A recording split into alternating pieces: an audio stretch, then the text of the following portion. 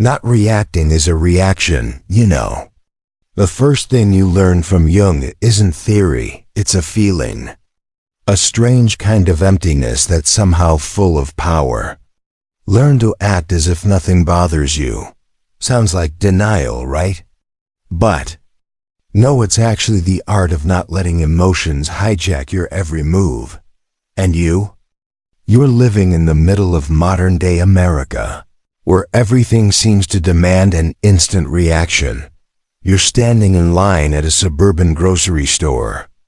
A woman in front of you is yelling at the cashier because her coupon won't scan. Her words fire off like a machine gun. This is your fault. I have rights. I'm not leaving until someone fixes this. Your lips twitch. You want to say something. But you don't. You stay still.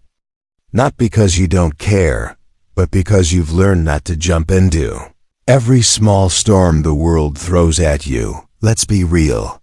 You wouldn't survive a day if you reacted to every car cutting you off, every side eye on the street, every passive-aggressive comment online. So before you get comfortable, take a moment to like the video and subscribe, but only if you genuinely enjoy what I do here. Drop a comment below with where you're watching from and what time it is. I bet somewhere right now, someone else is also learning how to stay calm on purpose. Now, let's calm down and begin our journey of listening and healing together today. Your phone buzzes. A message from your boss. I need you to redo that deck. It's not what I asked for. Old you. You'd reread it 3 times, heart pounding like a drum at Coachella. Today, you just turn off the screen. No reply. Not yet. Not because you're over it, but because you've stopped reacting on impulse. You think back to all the times you fired off a frustrated message and regretted it for hours. This time, silence is your strategy. And that is a powerful response. People often think silence equals agreement. But a study from the University of California shows that in social conflict, silence is often the brain's freeze mode. Survival instinct. But here's the twist. When practiced intentionally, silence becomes a power pause, like holding your poker cards close to your chest instead of throwing them all on the table. Here's a weird truth. Sharks can't stop swimming, or they'll die. But you're not a shark. You get to be still. And in a world that demands constant reaction, the ability to not respond might be the most powerful skill you have.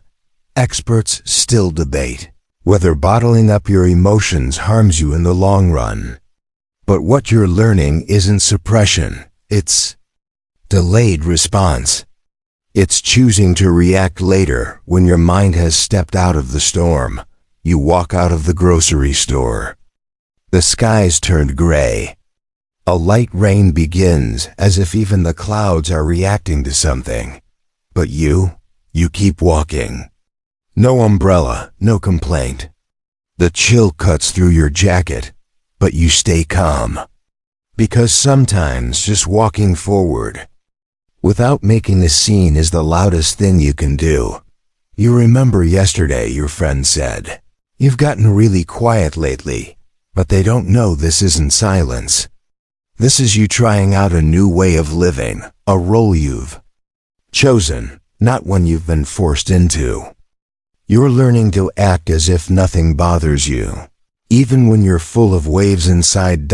And nobody knows that deep down, you're still watching, still feeling, but you're no longer letting any of it control your next move.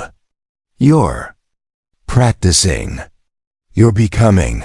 Not reacting as a reaction, with intention, with restraint, and with real results. When emotions aren't the bossy, you're not a robot, you feel things, sometimes too much. But today, you're starting to realize something deeper.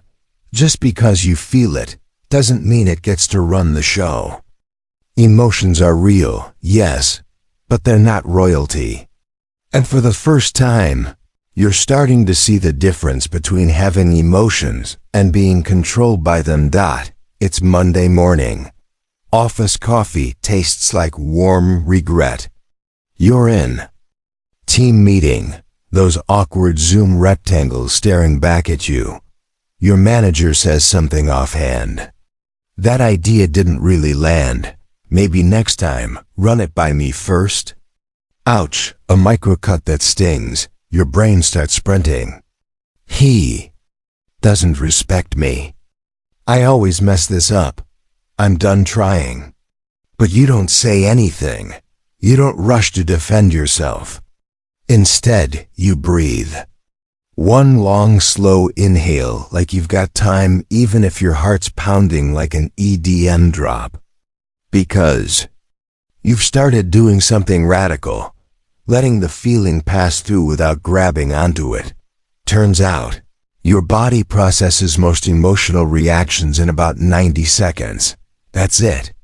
According to Harvard brain scientist Joe Bolt-Taylor, if you can ride that initial wave without feeding it thoughts, the chemical storm passes. But you used to build an Airbnb inside your anger and live there for days. Now you're learning to just ... Watch it roll in. No snacks, no tea. No invitation. You respond to your boss with a calm, "Got it. I'll make sure to loop you in next round." That's it. No backstory. No defense. Just facts. And you know what? You don't feel like you've lost. You feel like you chose. Later that day, you're scrolling and land on one of those feel-good mental health posts. Honor your emotions, it says in script font. Over a photo of a beach at sunset. You smirk. Cute, but incomplete. Because honoring your emotions doesn't mean following them off a cliff. It means acknowledging them like you'd acknowledge an Uber driver. Thanks for the ride, but I'll walk from here. Here's something weird. Scientists have found that people who habitually express intense emotions without regulation actually have weaker immune systems over time. Emotional outbursts, when constant, become chronic stress, and chronic stress wears down your body like sandpaper on steel. You used to think that letting it out was always healthy. Now you know, sometimes letting it go is the real flex. And yes, there are moments when you still want to clap back. Like when that coworker, let's call him Chad, makes a passive dig about your presentation. Old you would have drafted a spicy reply before lunch. Now, you smile, a real one. Because you know he's fighting a battle, you're no longer participating. Some experts still argue over whether regulating emotions too much can lead to repression or disconnection. It's a fair question. But what you're doing isn't shutting down. It's choosing the channel. You're still listening to the feelings, just not handing them the mic. You head home, and the city feels loud. Too many horns, too much motion. It used to feed your anxiety like a playlist of worst-case scenarios. But now you pop in your earbuds, press play on a lo-fi track, and mentally mute the noise. You've started doing something wild, protecting your peace like it's your full-time job. And peace doesn't mean perfection. It just means you're no longer falling apart every time someone says something sideways. You're building your inner world like a fortress. Not cold. Not hard. Just rooted. And guess what? People are starting to notice. You seem more grounded lately, someone says. You laugh. If only they knew it took everything in you not to scream during that meeting this morning. But hey, progress isn't loud. It doesn't wear a badge. You close your laptop. You stretch. And you remind yourself of something no one teaches in school. Your emotions are passengers, not pilots. And today, you kept your hands on the wheel. Cold doesn't mean careless. It happens on a Thursday afternoon. You're sitting on a bench outside a local coffee shop, oat milk latte in hand, headphones in, trying to catch a little bit of sun before your next Zoom call. Someone you used to be close with, maybe too close, walks by. They catch your eye. You nod. Just a nod. No wave, no smile, no reach. And that's all. Their reaction? A slow shake of the head, a muttered wow, cold. You don't flinch. You don't chase after them with a wait, let me explain. Because today you understand something crucial. Being cold doesn't mean you don't care. It just means you finally know how to keep yourself warm first. There's a myth in the culture, especially in America, that emotional distance is cruelty. That if you don't hug every drama, you must be heartless. But here's the science. Psychologists call it emotional boundaries, the ability to recognize what belongs to you and what doesn't. Studies show that people with clear emotional boundaries are less likely to experience burnout, anxiety, and decision fatigue. You used to think keeping distance made you a bad friend. Now you realize it's what's saving your nervous system. The barista calls out someone's name, not yours. But the sudden noise jerks you back into the moment. Your fingers curl slightly around the cup. That person from your past? They wanted something from you, a reaction, an apology, a reopening of a door you worked hard to close. But you're no longer handing out keys just because someone knocks. Still, the guilt lingers. You hear that voice. Did I just ignore someone who needed kindness? But then another voice, quieter, kinder, says, you've been kind to them for years. It's okay to be kind to yourself now. Here's a strange fact. Octopuses have 3 hearts, but when they swim, 2 of them stop beating. Why? Because swimming is effort, stress, movement, so they save their hearts for rest. You've been swimming emotionally for years. And now you're learning to pause and let your heartbeats catch up. You scroll your phone. A meme pops up. No response is a response, and it speaks volumes. You smirk. That one's going on your mental fridge. Because the new you is a little harder to reach, not because you're mean, but because you've become selectively available. And honestly, that's self-respect. Later that day, someone DMs you. Hey, you okay? You've been distant lately. You consider ghosting. But instead, you send a simple reply. Just taking some time to protect my peace. Hope you're well. No drama, no deep dive. Just a line, clear, respectful, honest. Experts still debate whether emotional detachment is healthy long-term or a slippery slope to numbness. And sure, anything taken to an extreme can tip over. But you're not cutting yourself off from feeling, you're filtering. You're deciding who gets access to your inner weather system. You used to be the emotional, 7-Eleven open 24/7, always available, come in whenever. Now, you're more like a cozy bookstore with specific hours and a do not disturb sign that people actually read. And guess what? The real ones stay. As the sun dips lower and shadows stretch across the pavement, you feel something new, not emptiness, not distance, but quiet. And in that quiet peace, you're not cold, you're calm. And that's a big difference, because now, instead of reacting to everyone else's emotional chaos, you've become the eye of the storm that not every eye deserves. A reaction. It's 8:47 p.m. You're doom scrolling again, half out of habit, half out of boredom. Another tweet. Another hot take. Another friend of a friend ranting on their Instagram story about a breakup like it's breaking news. And then, The one thing that always gets you. A subtweet that feels just too familiar. You pause. Reread. Heart rate spikes just a bit. You know it's about you. Or someone like you, probably. Your fingers hover over the keyboard, ready to fire off a perfectly polite, yet slightly savage comeback. But you stop. Because you've done this dance before.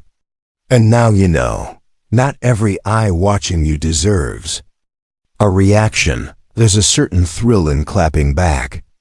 That temporary sense of power.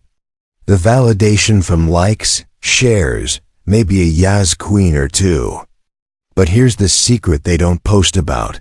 That dopamine hit fades fast, and what's left is exhaustion.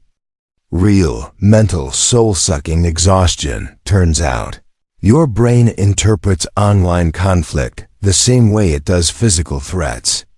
It lights up the same stress centers as when you're in actual danger. That's why you can feel drained after a Twitter fight with someone named CryptoBro97.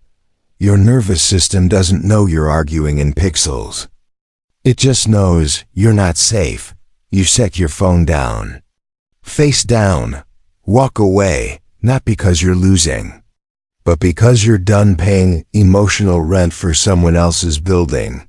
You used to worry about how people saw you. Now you're too busy protecting your peace to perform for the algorithm. Funny fact. Sloths are so slow that algae actually grow on their fur, nature's ultimate IDGAF energy. You, in this moment, are that sloth. Still, quiet, focused on not reacting. Because you've learned that your energy is currency. And not everyone deserves a transaction. Of course, the pull to respond doesn't disappear. You still feel the urge to correct the record, to clear the air, to defend your name. But you've started asking a better question. What if being misunderstood is the price of being free? Because once you accept that not everyone will get you, and that some people don't want to, everything shifts. You stop arguing to be seen. You start choosing silence as a strategy, not a surrender. Some experts argue that disengaging too much can lead to emotional isolation. That's valid. But what you're doing isn't checking out, it's curating. You're still here. Still. Present. Just not available to every ping, prod, or petty debate that comes your way. You open your phone later and see a notification. Are you okay? You've been quiet online. You smile. Because silence now feels like a flex. Not absence. Not retreat. But space. Breath. Boundaries. You post a single story, just a photo of your tea. Your book, maybe a caption. Not everything requires a reply. It gets fewer likes than usual. You don't care. Because peace doesn't trend, but it lasts. And no, this isn't you disappearing. This is you learning to be seen without performing. To exist without explanation. To live offline, even while online. You head to bed. No final scroll. No notifications. No drama, just stillness. And that warm feeling that maybe, just maybe not. Reacting is giving your soul room to grow. Acting unbothered, mastering yourself. You wake up before your alarm. No dramatic phone check, no rush of cortisol from notifications, just silence. A kind of silence you've earned. And as the sun pushes through your curtains, you realize something strange. You're not pretending anymore. You're not just acting as if nothing bothers you. You're learning to live that way. Not by numbing yourself, but by choosing what deserves your energy. Because let's be honest, half the world's on edge.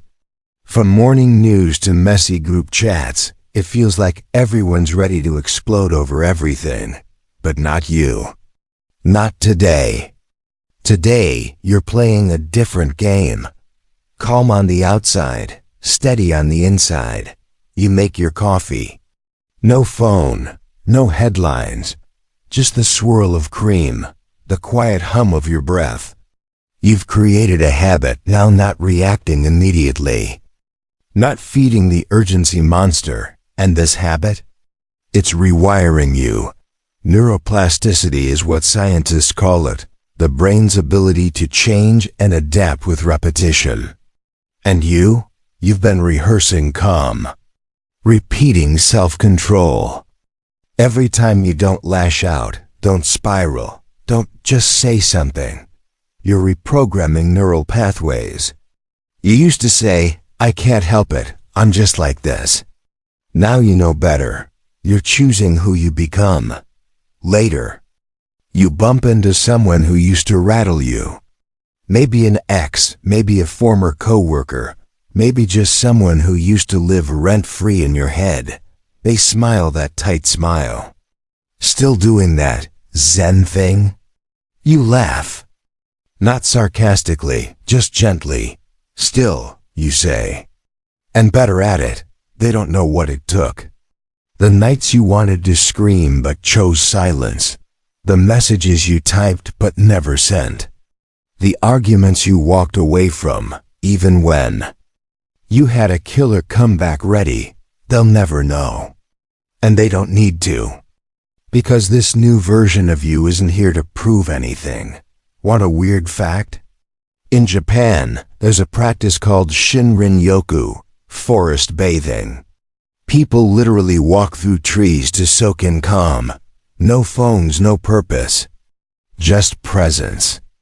You may not be in a forest, but every time you walk through your day without letting chaos cling to you, you're bathing in your own stillness.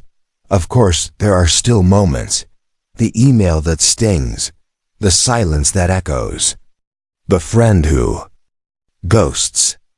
But now, instead of spinning out, you breathe in, deep, and you remember.